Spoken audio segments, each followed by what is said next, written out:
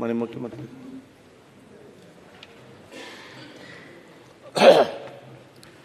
ಮಾನ್ಯ ಅಧ್ಯಕ್ಷರೇ, ಕಳೆದ ಲಾಡ್ ಅವರೇ, ಆಫೀಸರ್ ಇಸ್ ಗೋಯಿಂಗ್. ಲಾರ್ಡ್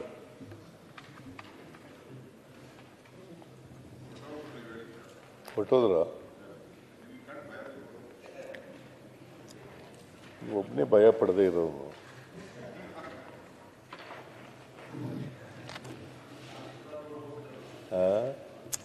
ಆಯ್ತು, ಬೆಲ್ಲ ಎಲ್ರೂ ಗೌರವ ಕೊಡ್ತಾರೆ, ಒಬ್ಬ ಕೊಡಲ್ಲ.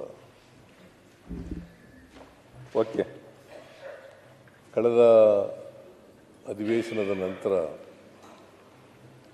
ಈ ಮನೆಯ ಮಾನ್ಯ ಸದಸ್ಯರು ಮತ್ತು ಇತರ ಗಣ್ಯರು ನಿಧನರಾಗಿದ್ದಾರೆ.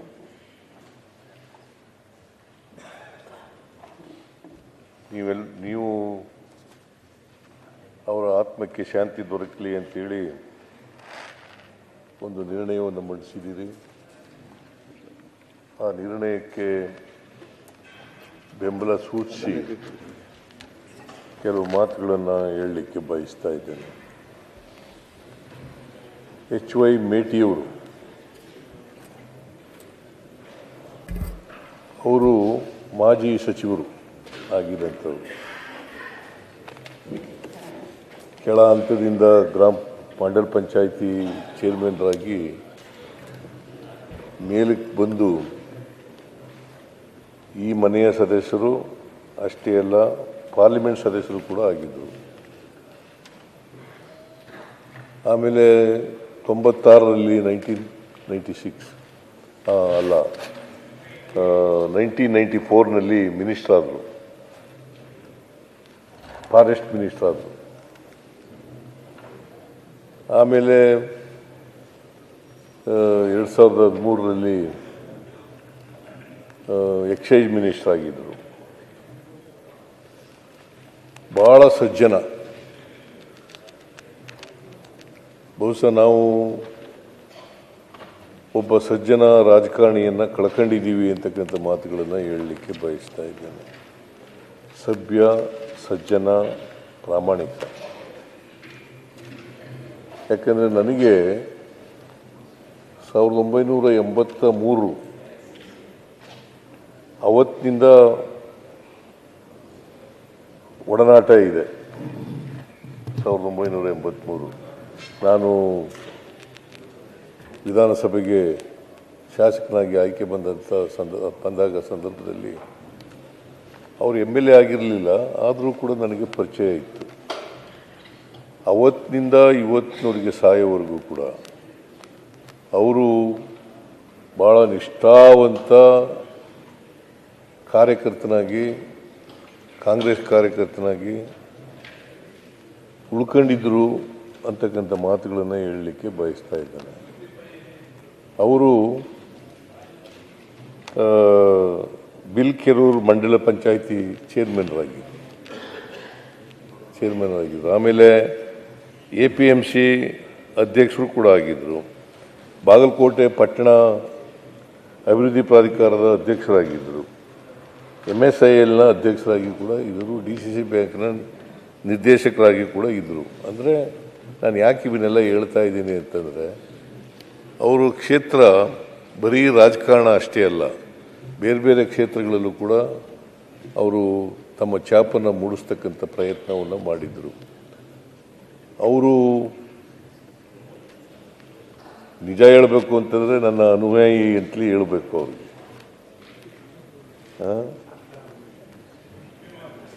ಅಭಿಮಾನಿ, ನಿಮ್ಮ ಭಾಷೆನೇ ಉಪಯೋಗಿಸೋಣ, ಅಭಿಮಾನಿಯಾಗಿದ್ದರು.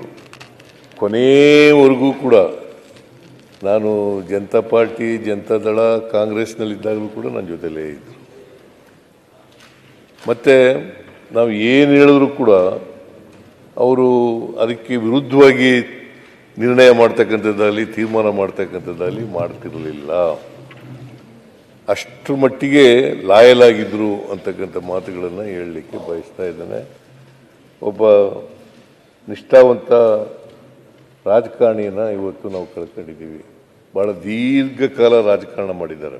89ರಲ್ಲಿ ಶಾಸಕರಾದದ್ದು, ಆಮೇಲೆ 94ರಲ್ಲಿ ಮಿನಿಸ್ಟರ್ ಆದರು, 96ರಲ್ಲಿ ಲೋಕಸಭಾ ಸದಸ್ಯರಾದರು. ಬಾಗಲಕೋಟೆ ಅಂತ ಕ್ಷೇತ್ರದಲ್ಲಿ ಮೇಟಿ ಅಂತೆಯವರು ಗೆಲ್ಲೋದಿದೆಯಲ್ಲ, ಸುಲಭದ ಕೆಲಸ. ನಾನು ಯಾಕೆ ಈ ಮಾತನ್ನ ಹೇಳ್ತಾ ಇದ್ದೀನಿ ಅಂತಂದರೆ, ಅಷ್ಟರ ಮಟ್ಟಿಗೆ ಎಲ್ಲ ಜನರ ಜೊತೆಲೂ ಕೂಡ ಭಾಳ ಜಾತ್ಯತೀತ ವ್ಯಕ್ತಿ ಮೇಟಿಯವರು. ಹಾಗಾಗಿ ಬರೀ ಕುರುಬ ಅವರನ್ನು ಪ್ರೀತಿಸ್ತಾ ಇದ್ರು, ಗೌರವಿಸ್ತಾ ಇದ್ರು, ಅಭಿಮಾನದಿಂದ ಕಾಣ್ತಾ ಇದ್ರು. ಹಾಗಾಗಿ ಅವರು ಒಬ್ಬ ಜಾತ್ಯತೀತ ರಾಜಕಾರಣಿ ಅಂತಕ್ಕಂಥ ಮಾತುಗಳನ್ನು ಹೇಳಲಿಕ್ಕೆ ಬಯಸ್ತಾ ಇದ್ದೇನೆ. ಅವರು ನಮ್ಮನ್ನು ಅಗಲಿದ್ದಾರೆ. ಅವರ ಆತ್ಮಕ್ಕೆ ಚಿರಶಾಂತಿ ದೊರಕಲಿ ಅಂತೇಳಿ ನಾನು ಒಂದು ಸಾರಿ 96ರಲ್ಲಿ ಅಲ್ಲಿ ಸರ್ವೆ ಮಾಡಿಸಿದ ಬಾಗಲಕೋಟೆಯಲ್ಲಿ ಪಾರ್ಲಿಮೆಂಟ್ಗೆ ಅಂತಕ್ಕಂಥ ಸರ್ವೆ. ಇವ್ರಿಗೆ ಪಾಪ ಅಷ್ಟೊಂದು ಹಿಂದಿ ಬರ್ತಾ ಇರಲಿಲ್ಲ. ನಾನು ನಿಂತ್ಕೊಳ್ಳಿ ಮೇಟಿಯವರೇ, ನೀವು ನಿಂತ್ಕೊಳ್ಳಿ, ನೀವೇ ಗೆಲ್ಲೋದು ಅಂತ ಸರ್ವೆನಲ್ಲಿದೆ, ನಿಂತ್ಕೊಳ್ಳಿ ಅಂತ ಹೇಳಿದ ತಕ್ಷಣವೇ 96ರಲ್ಲಿ ಮರು ಮಾತಾಡದೇನೆ ಪಾರ್ಲಿಮೆಂಟ್ ಚುನಾವಣೆಗೆ ನಿಂತು.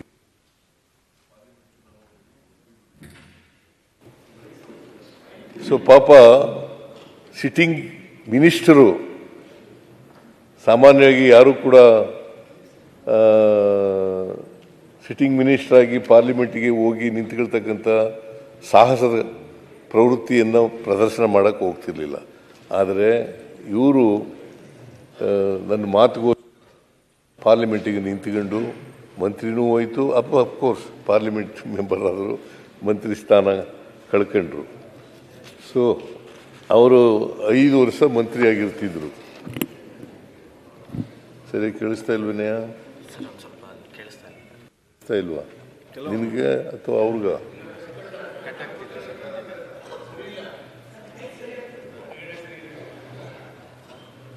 ಸೊ ಅವರು ನನಗೆ ವೈಯಕ್ತಿಕವಾಗೂ ಕೂಡ ನಷ್ಟ ಆಗಿದೆ. ಉತ್ತರ ಕರ್ನಾಟಕದಲ್ಲಿ ಒಬ್ಬ ಅಭಿಮಾನಿಯನ್ನು ಕಳ್ಕೊಂಡಿರ್ತಕ್ಕಂಥದ್ದು ನನಗೆ ವೈಯಕ್ತಿಕವಾಗಿ ನಷ್ಟ ಆಗಿದೆ. ಅಷ್ಟೇ ಅಲ್ಲ, ಬಾಗಲಕೋಟೆ ಉತ್ತರ ಕರ್ನಾಟಕ ಭಾಗದಲ್ಲಿ ಅಪಾರವಾದಂಥ ನಷ್ಟ ಆಗಿದೆ.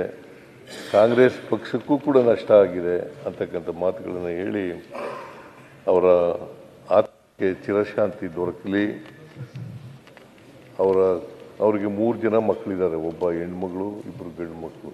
ವೃತ್ತಿನಲ್ಲಿ ಕೃಷಿಕರು, ಇವರು ಮೂಲತಃ ಕೃಷಿಕರು.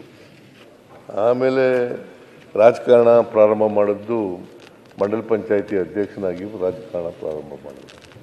ಅಲ್ಲಿಂದ ಕೊನೆಯವರೆಗೂ ಕೂಡ ಈ ಸದನದ ಸದಸ್ಯರಾಗಿ ಕೂಡ ಇದ್ದರು. ಪಾಪ ಸಿಟ್ಟಿಂಗ್ ಮೆಂಬರು. ಅವರಿಗೆ ನಾನು ಆಸ್ಪತ್ರೆಗೆ ಹೋಗಿ ನೋಡ್ಕೊ ಬಂದಿದ್ದೆ. ಆಸ್ಪತ್ರೆಗೆ ಹೋದಾಗ ನಾನು ಇನ್ನೂ 10 ವರ್ಷ ಬದುಕ್ತೀನಿ ಅಂತ ಪಾಪ ಹೇಳಿದ್ರು. 10 ವರ್ಷ ಬದುಕ್ತೀನಿ ನಾನು ಅಂತ ಹೇಳಿದ್ರು. ಆಮೇಲೆ ನಾನು ಮೈಸೂರಿಗೆ ಹೋಗಿದ್ದೆ. ಮೈಸೂರಿಗೆ ಅವರ PA ಒಬ್ಬರು ಇದ್ದಾರೆ, ಶೆಟ್ಟರ್ ಅಂತ, ಶೆಟ್ಟರ್ ಒಳೆ ಬಸು ಶೆಟ್ಟರ್ ಅಂತ ಇದೆ. ಅವರು ಯಾವಾಗಲೂ ಇವ್ರ ಜೊತೆಯಲ್ಲಿ ಇರ್ತಿದ್ರು. ನನಗೆ ಫೋನ್ ಮಾಡಿದ್ರು, ಸರ್ ಯಾಕೋ ಕಷ್ಟ ಇದೆ ಅಂತ ಹೇಳಿ. ನಾನು ಮೈಸೂರಿನಲ್ಲಿ ಇದ್ದವನು ಕೂಡಲೇ ಬಂದೆ. ಆಮೇಲೆ ಬಂದು ನೋಡಿದ್ರೆ ನಿಧನರಾಗಿದ್ದರು. ಸೊ ಅಂಥ ಒಬ್ಬ ಅಪರೂಪದ ರಾಜಕಾರಣಿಯನ್ನು ನಾವು ಇವತ್ತು, ಮತ್ತು ಯಾರಿಗೂ ಕೂಡ ವೈರತ್ವ ಇರಲಿಲ್ಲ ಅವರಿಗೆ. ವಿರೋಧ ಪಕ್ಷದವ್ರ ಜೊತೆಲೂ ಚೆನ್ನಾಗಿದ್ದರು, ಜನಗಳ ಜೊತೆಲೂ ಚೆನ್ನಾಗಿದ್ದರು, ನಮ್ಮ ಜೊತೆಲೂ ಚೆನ್ನಾಗಿದ್ದರು. ಪೊನ್ನಣ್ಣವರೇ, ಪೊನ್ನಣ್ಣ ಏನಪ್ಪ ಲೇಟ್ ಬರುತ್ತೆ, ಮತ್ತೆ ಅಲ್ಲಿ ಕೂತು ಮಾತಾಡ್ತೀರಿ. ಸರಿ ಸರ್.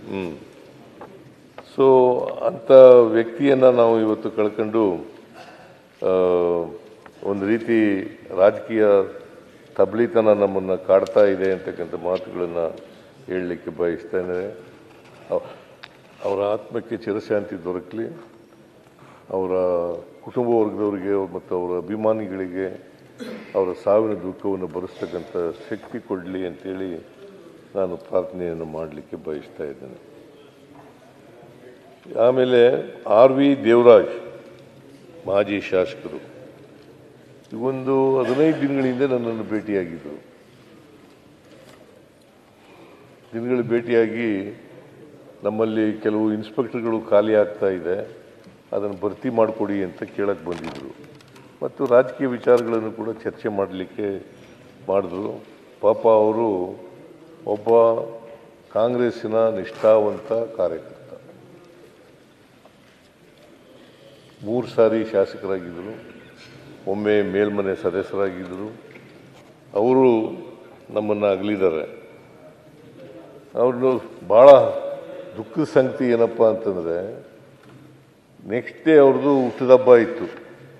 ಮೈಸೂರಿಗೆ ಹೋಗಿದ್ದಾರೆ, ಚಾಮುಂಡೇಶ್ವರಿ ದರ್ಶನ ಮಾಡಲಿಕ್ಕೋಸ್ಕರ ಮೈಸೂರಿಗೆ ಹೋಗಿದ್ದಾರೆ. ಆ ಮೈಸೂರಿಗೆ ಹೋಗಿ ಅಲ್ಲೇ ಸತ್ತೋಗ್ಬಿಟ್ಟಿದ್ದಾರೆ. ಪಾಪ ಮೈಸೂರಿನಲ್ಲೇ ಸತ್ತೋಗ್ಬಿಟ್ಟಿದ್ದಾರೆ. ಇದು ಭಾಳ ದುಃಖದ ಸಂಗತಿ ಅಂತಕ್ಕಂಥ ಮಾತುಗಳನ್ನು ಹೇಳಲಿಕ್ಕೆ ಬಯಸ್ತಾ ಇದ್ದೇನೆ. ಸೊ ಅವರ ಸಾವಿನಿಂದ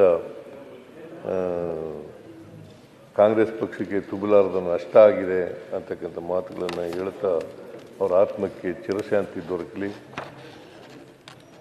ಅವರ ಕುಟುಂಬ ವರ್ಗದವರಿಗೆ ಅವರ ಸಾವಿನ ದುಃಖವನ್ನು ಭರಿಸ್ತಕ್ಕಂಥ ಶಕ್ತಿ ಕೊಡಲಿ, ಅವರ ಅಭಿಮಾನಿಗಳಿಗೆ ಶಕ್ತಿ ಕೊಡಲಿ ಅಂತೇಳಿ ಪ್ರಾರ್ಥನೆಯನ್ನು ಮಾಡಲಿಕ್ಕೆ ಬಯಸ್ತಾ ಇದ್ದೇನೆ. ಆಮೇಲೆ ಶಿವಶರಣಪ್ಪ ಗೌಡ ಪಾಟೀಲ್ ಮಾಜಿ ಶಾಸಕರು. ನಾನು MLA ಇದ್ದಾಗ ಇರಲಿಲ್ಲ ಇವರು. ನಾನು 99ರಲ್ಲಿ ಸೋತಿದ್ದೆ. ಆಗ 99ರಲ್ಲಿ ಯಲಬುರ್ಗದಿಂದ ಶಾಸಕರಾಗಿದ್ದರು. MA ಪದವೀಧರರು ಮತ್ತು ಅನೇಕ ಕೃಷಿಕರಾಗಿದ್ದರೂ ಕೂಡ ಅನೇಕ ಸಂಘ ಸಂಸ್ಥೆಗಳಲ್ಲಿ ಕೆಲಸ ಮಾಡ್ತಾ ಇದ್ದಂಥವರು. ಅವರು ನಮ್ಮನ್ನು ಅಗಲಿದ್ದಾರೆ ಇತ್ತೀಚೆಗೆ. ಅವರ ಆತ್ಮಕ್ಕೆ ಚಿರಶಾಂತಿ ದೊರಕಲಿ ಅಂತೇಳಿ ಮತ್ತು ಅವರ ಕುಟುಂಬ ವರ್ಗದವರಿಗೆ ಅವ್ರ ಸಾವಿನ ದುಃಖವನ್ನು ಭರಿಸ್ತಕ್ಕಂಥ ಕೆಲಸ ಮಾಡಲಿ ಅಂತೇಳಿ ನಾನು ಪ್ರಾರ್ಥನೆ ಮಾಡ್ತೇನೆ. ಆಮೇಲೆ ಸಾಲು ಮರದ ತಿಮ್ಮಕ್ಕ, ಇವರು 114 ವರ್ಷ ಬದುಕಿದರು. 114 ವರ್ಷ ಬದುಕಿದರು. ಇವರು ತುಮಕೂರು ಜಿಲ್ಲೆ ಕುಬ್ಬಿ ತಾಲೂಕಿನವರು, ನಿಮ್ಮ ಜಿಲ್ಲೆಯವರು. ಅವರು ಪಾಪ ಮಕ್ಕಳಿರಲಿಲ್ಲ, ಮರಗಿಡಗಳನ್ನೇ ಮಕ್ಕಳು ಅಂತ ಸಾಕ್ತಾ ಇದ್ರು.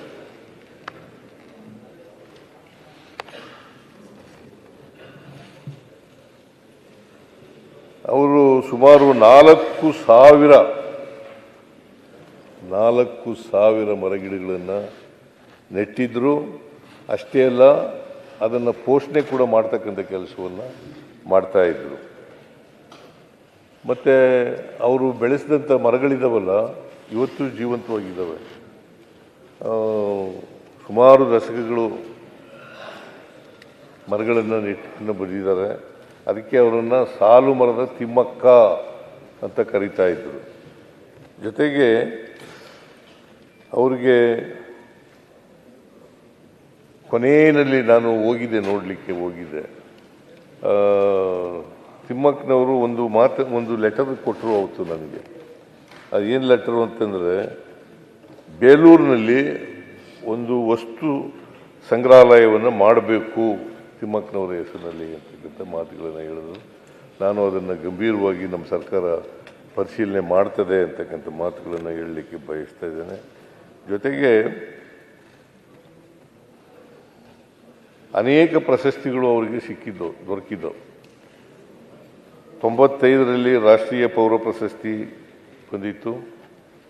97ರಲ್ಲಿ ಇಂದಿರಾ ಪ್ರಿಯದರ್ಶಿನಿ ವೃಕ್ಷಮಿತ್ರ ಪ್ರಶಸ್ತಿ ಬಂದಿತ್ತು.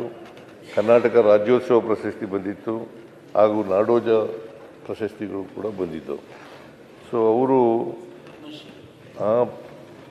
ಕೇಂದ್ರ ಸರ್ಕಾರ ಅವರು ಪರಿಸರವಾದಿಗಳು ಅಂಥೇಳಿ ಮರಗಿಡಗಳನ್ನು ರಕ್ಷಣೆ ಮಾಡ್ತಕ್ಕಂಥ ಪರಿಸರವನ್ನು ರಕ್ಷಣೆ ಮಾಡ್ತಕ್ಕಂಥ ಮಾಡಿದರು ಅಂಥೇಳಿ ಅವರಿಗೆ ಪದ್ಮಶ್ರೀ ನಾಗರಿಕ ಪ್ರಶಸ್ತಿಯನ್ನು ಕೂಡ ಕೊಟ್ಟಿದ್ದರು ತಿಮ್ಮಕ್ಕನವರ ಆತ್ಮಕ್ಕೆ. ಆಮೇಲೆ ನಮ್ಮ ಸರ್ಕಾರ ಅವರಿಗೆ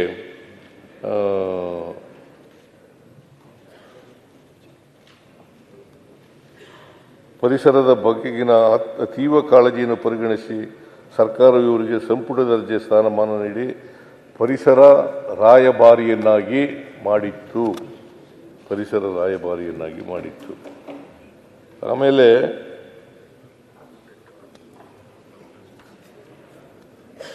ಇವರ ಹೆಸರಿನಲ್ಲಿ ಪ್ರಶಸ್ತಿ ಕೊಡಬೇಕು ಅಂತ ತೀರ್ಮಾನ ಮಾಡಿದ್ದೀವಿ. ಈಗಾಗಲೇ ಘೋಷಣೆ ಮಾಡಿದ್ದೀವಿ. ನಾವು ಮುಂದಿನ ವರ್ಷದಿಂದ ಅವರ ಹೆಸರಿನಲ್ಲಿ ಒಂದು ಪರಿಸರ ಸಂಬಂಧಪಟ್ಟಂತೆ ಒಂದು ಪ್ರಶಸ್ತಿಯನ್ನು ಕೂಡ ಕೊಡಬೇಕು ಅಂತ ತೀರ್ಮಾನ ಮಾಡಿದ್ದೀವಿ. ಅದನ್ನು ಈಗಾಗಲೇ ನಾನು ಘೋಷಣೆ ಮಾಡಿದ್ದೇನೆ. ಇವರ ಆತ್ಮಕ್ಕೆ ಶಾಂತಿ ದೊರಕಲಿ ಅಂತೇಳಿ ದೇವರಲ್ಲಿ ಪ್ರಾರ್ಥನೆ ಮಾಡ್ತೇನೆ. ಇವರ ಅಭಿಮಾನಿಗಳಿಗೆ, ಇವರ ಸಂಬಂಧಿಕರಿಗೆ ಇವರ ಸಾವಿನ ದುಃಖವನ್ನು ಭರಿಸ್ತಕ್ಕಂಥ ಶಕ್ತಿ ಕೊಡಲಿ ಅಂತೇಳಿ ಪ್ರಾರ್ಥನೆಯನ್ನು ಮಾಡ್ತೇನೆ. ಪದ್ಮಭೂಷಣ ಎಸ್.ಎಲ್. ಭೈರಪ್ಪ, ಹಿರಿಯ ಸಾಹಿತಿ. ಇವರು ಕರ್ನಾಟಕ ಕಂಡಂಥ, ದೇಶ ಕಂಡಂತೆ ಅಂತ ಹೇಳ್ಬೋದು. ಒಬ್ಬ ಹಿರಿಯ ಸಾಹಿತಿ ಅಷ್ಟೇ ಅಲ್ಲ, ಒಬ್ಬ ಶ್ರೇಷ್ಠ ಕಾದಂಬರಿಕಾರ. ಸುಮಾರು 25 ಕಾದಂಬರಿಗಳನ್ನು ಅವರು ಬರೆದಿದ್ದಾರೆ. ಅವರು ಹಳ್ಳಿನಲ್ಲಿ ಹುಟ್ಟಿದದು. ಎಂಥ ಊರು ಅದು? ಸಂತೆ ಶಿವಾರ ಗ್ರಾಮದಲ್ಲಿ ಜನಿಸಿದ್ರು. ಚನ್ನರಾಯಪಟ್ಟಣ ತಾಲೂಕು, ಹಾಸನ ಜಿಲ್ಲೆ ಅಲ್ಲಿ ಹುಟ್ಟಿದ್ರು. ಬಟ್ ಭಾಳ ಬಡತನದ ಕುಟುಂಬದಲ್ಲಿ ಬದುಕಿದ್ರು. ಬಡತನದ ಕುಟುಂಬದಿಂದ ಬಂದಿದ್ದಂಥವರು. ಆದರೂ ಕೂಡ ಕನ್ನಡದಲ್ಲಿ MA ಮಾಡಿದರು. ಅಲ್ಲ, ಕನ್ನಡದಲ್ಲಿ ಅಂತೀನಿ, ಇದು ಎಂಥದ್ದು, ಫಿಲಾಸಫಿನಲ್ಲಿ MA ಮಾಡಿದರು. ಅವ್ರಿಗೆ ಚಿನ್ನದ ಪದಕ ದೊರಕಿತ್ತು. ನಮ್ಮ ಮೈಸೂರಿನಲ್ಲಿ ವಾಸ ಇದ್ದರು. ಕೊನೆಯಲ್ಲಿ ಆ ವಿಶ್ವವಾಣಿ ಪತ್ರಿಕೆಯವರು ಇದ್ರಲ್ಲ, ಯಾರು ಸಂಪಾದಕರು, ವಿಶ್ವೇಶ್ವರ ಭಟ್, ಅವ್ರ ಮನೆಯಲ್ಲಿ ಇದ್ದರು. ನಾನು ಅವ್ರು ಸಾಯೋದಕ್ಕಿಂತ ಮುಂಚಿತವಾಗಿ ಒಂದು ವರ್ಷ ಅಂತ ಅನಿಸುತ್ತೆ, 1 ವರ್ಷನೂ ಆಗಿಲ್ಲ, 6 ತಿಂಗಳು ಆಗಿರಬೇಕು. 6 ತಿಂಗಳಲ್ಲಿ ನಾನು ವಿಶ್ವವಾಣಿ ಪತ್ರಿಕೆಯವ್ರದ್ದು ಒಂದು ಪ್ರವಾಸ ಕಥನ ಅಂತ ಒಂದು ಪುಸ್ತಕ, ಪ್ರವಾಸಿ, ನೀವು ಬಂದಿದ್ರಿ, ಆಗ ಬಂದಿದ್ದರು ಅವರು, ಭೈರಪ್ಪನವ್ರು ಬಂದಿದ್ದರು. ಸೊ ಅವತ್ತು ಆರೋಗ್ಯವಾಗಿ ಇದ್ದರು. ಬಟ್ ವಯಸ್ಸಾಗಿತ್ತು, 94 ವರ್ಷ ವಯಸ್ಸಾಗಿತ್ತು. ಬಟ್ ಕಿವಿ ಅಷ್ಟೊಂದು ಕೇಳಿಸ್ತಾ ಇರಲಿಲ್ಲ. ಬಟ್ ಇನ್ನು ಬಾಕಿಯೆಲ್ಲ ಮೆಂಟಲ್ ಫ್ಯಾಕಲ್ಟಿ ಎಲ್ಲ ಭಾಳ ಚೆನ್ನಾಗಿತ್ತು. ಅಂಥವರು ಆಮೇಲೆ ಇಂಗ್ಲೀಷ್ನಲ್ಲಿ ರಚಿಸಿದ ಸತ್ಯ ಮತ್ತು ಸೌಂದರ್ಯ ಎಂಬ ಮಹಾಪ್ರಬಂಧಕ್ಕೆ ಬರೋಡದ ಮಹಾರಾಜ ಸಯಾಜಿರಾವ್ ವಿಶ್ವವಿದ್ಯಾಲಯದಿಂದ ಡಾಕ್ಟರೇಟ್ ಪದವಿ ಕೂಡ ಸಿಕ್ಕಿತ್ತು. ಸತ್ಯ ಮತ್ತು ಸೌಂದರ್ಯ ಎಂಬ. ಆಮೇಲೆ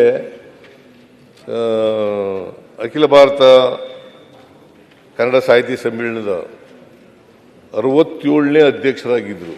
ಕನಕಪುರದಲ್ಲಿ ನಡೆದಿತ್ತು. ನಾನು 99ರಲ್ಲಿ ಹೋಗಿದ್ದೆ.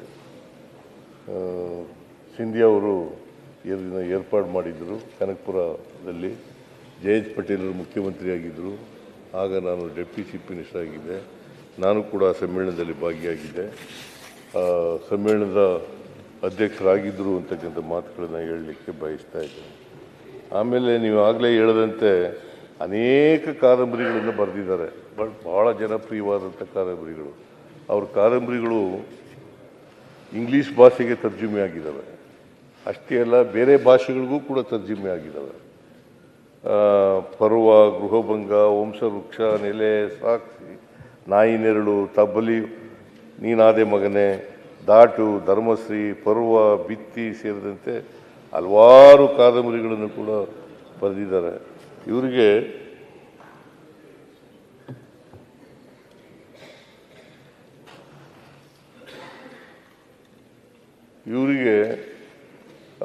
ಪರ್ವ ಕಾದಂಬರಿ ಇದೆಯಲ್ಲ, ಅದು ಭಾಳ ಜನಪ್ರಿಯವಾದಂಥ ಕಾದಂಬರಿ. ನಾನು ಕೆಲವು ಮಾತ್ರ ಓದಿದ್ದೀನಿ, ಎಲ್ಲನೂ ಓದೋಕ್ಕಾಗಿಲ್ಲ.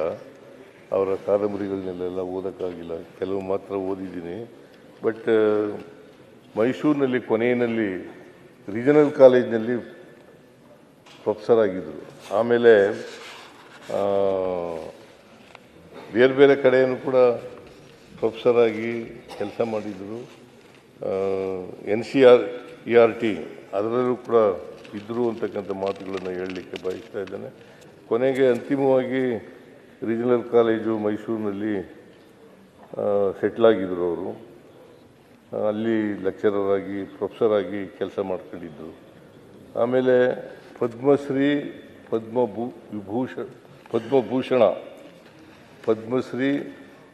ಪದ್ಮಭೂಷಣ, ಸರಸ್ವತಿ ಸಮ್ಮಾನ್, ಆಮೇಲೆ ಕನ್ನಡ ಸಾಹಿತ್ಯ ಅಕಾಡೆಮಿ ಪ್ರಶಸ್ತಿ, ಕೇಂದ್ರ ಸಾಹಿತ್ಯ ಅಕಾಡೆಮಿ ಪ್ರಶಸ್ತಿ, ಪಂಪ ಪ್ರಶಸ್ತಿ, NTR ರಾಷ್ಟ್ರೀಯ ಪ್ರಶಸ್ತಿ, ಡಾಕ್ಟರ್ ಬೆಟಗೇರಿ ಕೃಷ್ಣಸಮ ಪ್ರಶಸ್ತಿ ಸೇರಿದಂತೆ ಹಲವಾರು ಪ್ರಶಸ್ತಿಗಳಿಗೆ ಭಾಜನರಾಗಿದ್ದರು. ಅಂದರೆ ಅವರು ಒಳ್ಳೆ ವಿದ್ಯುತ್ತನ್ನು ಪಡ್ಕೊಂಡಿದ್ದರು. ಹಳ್ಳಿನಲ್ಲಿ ಹುಟ್ಟಿದ್ರು ಕೂಡ ವಿದ್ವಾಂಸರಾಗಿ ಇದ್ದರು ಅಂತಕ್ಕಂಥ ಮಾತುಗಳನ್ನು ಹೇಳಲಿಕ್ಕೆ ಬಯಸ್ತಾ ಇದ್ದೇನೆ. ಅವರಿಗೆ ಇವರು ಭೈರಪ್ಪನವರು ಭಾಳ ಸರಳವಾದಂಥ ವ್ಯಕ್ತಿ. ಅವರಿಗೆ ಯಾಕಂತಂದರೆ ಐಡಿಯಾಲಜಿಕಲಿ ನಮಗೆಲ್ಲ ಡಿಫ್ರೆನ್ಸ್ ಇದ್ದರೂ ಕೂಡ ಅವರು ಕಾದಂಬರಿಕಾರ, ಒಳ್ಳೆ ಶ್ರೇಷ್ಠ ಕಾದಂಬರಿಕಾರ ಅಂತಕ್ಕಂಥ ಗೌರವ ಇತ್ತು. ಹಾಗಾಗಿ ನಾನು ಅವರು ಶವ ನೋಡೋಕ್ಕೂ ಕೂಡ ಹೋಗಿದ್ದೆ ನಾನು. ಮತ್ತು ಎಲ್ಲ ಸರ್ಕಾರದ ಗೌರವಗಳೊಡನೆ ಅವ್ರನ್ನ ಮಾಡ್ತಕ್ಕಂಥ ಕೆಲಸ ಮಾಡಿದ್ದೆ. ಅವ್ರನ್ನ ಸ್ಮಾರಕ ಮಾಡ್ತೀವಿ ಅಂತ ಹೇಳಿದ್ವಿ, ಮೈಸೂರಿನಲ್ಲಿ ಅವರ ಸ್ಮಾರಕ ಮಾಡ್ತೀವಿ ಅಂತ ಹೇಳಿದ್ದೀವಿ. ಸ್ಮಾರಕ ಕೂಡ ಮಾಡ್ತೇವೆ ಅಂತಕ್ಕಂಥ ಮಾತುಗಳನ್ನು ಈ ಸಂದರ್ಭದಲ್ಲಿ ಹೇಳಲಿಕ್ಕೆ ಬಯಸ್ತಾ ಇದ್ದೇನೆ. ಅವರ ಆತ್ಮಕ್ಕೆ ಚಿರಶಾಂತಿ ದೊರಕಲಿ. ಅವರ ಕುಟುಂಬ ವರ್ಗದವರು, ಅವ್ರ ಮಡದಿ ಇನ್ನೂ ಬದುಕಿದ್ದಾರೆ, ಅವರಿಬ್ಬರು ಮಕ್ಕಳುಗಳು ಬದುಕಿದ್ದಾರೆ. ಅವರಿಗೆ ಅವರ ಸಾವಿನ ದುಃಖವನ್ನು ಭರಿಸ್ತಕ್ಕಂಥ ಶಕ್ತಿ ಕೊಡಲಿ, ಅವರ ಅಭಿಮಾನಿಗಳಿಗೆ ಶಕ್ತಿ ಕೊಡಲಿ ಅಂತೇಳಿ ಪ್ರಾರ್ಥನೆಯನ್ನು ಮಾಡಲಿಕ್ಕೆ ಬಯಸ್ತಾ ಇದ್ದೇನೆ. ಆಮೇಲೆ MS ಉಮೇಶ್, ಇವರು ಮೈಸೂರಿನವರು.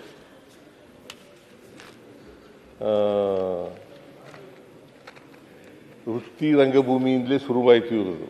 ಕಲಾವಿದರು, ಒಳ್ಳೆಯ ಕಲಾವಿದರು, ಹಾಸ್ಯ ಕಲಾವಿದರು. ಚಲನಚಿತ್ರದಲ್ಲೂ ಕೂಡ ಭಾಗವಹಿಸ್ತಾ ಇದ್ದರು. ಆಮೇಲೆ ಹಿರಣ್ಣಯ್ಯ ಮಿತ್ರಮಂಡಲಿ, ಆನಕ್ರು ಅವರ ಜಗಜ್ಯೋತಿ ಬಸವೇಶ್ವರ ನಾಟಕದಲ್ಲಿ ಬಿಚ್ಚಳನ ಮಗನ ಪಾತ್ರ ವಹಿಸಿದರು. ಅದು ಭಾಳ ಉತ್ತಮವಾಗಿತ್ತು ಅಂಥೇಳಿ ಹೇಳ್ತಾರೆ. ಗುಬ್ಬಿ ವೀರಣ್ಣ, ಕೆ ಹಿರಣ್ಣಯ್ಯ, MC ಮಹದೇವಸ್ವಾಮಿ ಅಂತಹ ರಂಗ ದಿಗ್ಗಜರೊಡನೆ ಆ ಗರಡಿನಲ್ಲಿ ತಯಾರಾಗಿದ್ದಂಥವರು. ಇವರು ಇತ್ತೀಚೆಗೆ ನಿಧನರಾಗಿದ್ದರು. ನಾನು ಕೂಡ ಹೋಗಿದ್ದೆ. ಸುಮಾರು 700ಕ್ಕೂ ಹೆಚ್ಚು ಚಲನಚಿತ್ರಗಳಲ್ಲಿ ಅಭಿನಯಿಸಿದ್ದಾರೆ. ತಿಮ್ರಾಯಿ ಅನ್ನೋದು ಭಾಳ ಫೇಮಸ್. ಅದು ತಿಮ್ರಾಯಿ ಉತ್ತಮ ಪೋಷಕ ನಟ ಅಂತೇಳಿ ಪ್ರಶಸ್ತಿ ಪಡೆದಿದ್ದಾರೆ. ಅನೇಕ ನಾಟಕ ಪ್ರಶಸ್ತಿಗಳನ್ನು, ನಾಟಕ ಅಕಾಡೆಮಿ ಪ್ರಶಸ್ತಿ, ಮಹಾನಗರ ಪಾಲಿಕೆ ಪ್ರಶಸ್ತಿ, ವಿಶ್ವೇಶ್ವರಯ್ಯ ಪ್ರತಿಷ್ಠಾನ ಪ್ರಶಸ್ತಿ ಸೇರಿದಂತೆ ಹಲವು ಪ್ರಶಸ್ತಿಗಳು ಇವರಿಗೆ ಅದರ ಭಾಜನರಾಗಿದ್ದರು. ಅಂಥ ಒಬ್ಬ ಹಾಸ್ಯ ಕಲಾವಿದ ನಮ್ಮ ಮೈಸೂರಿನವರು ಅನ್ನೋದು ನನಗೆ ಸ್ವಲ್ಪ ಜಾಸ್ತಿ ಒಡನಾಟ ಇತ್ತು. ಹಾಗಾಗಿ ಅಂಥವರು ನಮ್ಮನ್ನು ಅಗಲಿದ್ದಾರೆ. ಅವರ ಆತ್ಮಕ್ಕೆ ಚಿರಶಾಂತಿ ದೊರಕಲಿ. ಅವರ ಕುಟುಂಬ ವರ್ಗದವರಿಗೆ ಒಬ್ಬ ಮಗ ಮತ್ತು ಮಗಳು, ಮಗ ತೀರೋಗ್ಬಿಟ್ರು, ಮಗಳಿದ್ದಾಳೆ, ಈಗಲೂ ಕೂಡ ಇದ್ದಾಳೆ. ಅವಳು ಕೂಡ ಸಿನಿಮಾದಲ್ಲಿ ನಟನೆ ಮಾಡ್ತಾ ಇದ್ಲು. ಅವರ ಆತ್ಮಕ್ಕೆ ಚಿರಶಾಂತಿ ಬದುಕಲಿ, ಅವರ ಸಾವಿನ ದುಃಖ ಭರಿಸ್ತಕ್ಕಂಥ ಶಕ್ತಿ ಕೊಡಲಿ ಅವರಿಗೆ ಅಂತೇಳಿ ಪ್ರಾರ್ಥನೆ ಮಾಡಿ ನನ್ನ ಮಾತುಗಳನ್ನು ಮುಗಿಸ್ತೇನೆ. ನೀವು ತಂದಿರ್ತಕ್ಕಂಥ ನಿರ್ಣಯಕ್ಕೆ ಬೆಂಬಲ ಕೋರಿ ನನ್ನ ಮಾತುಗಳನ್ನು ಮುಗಿಸ್ತೇನೆ.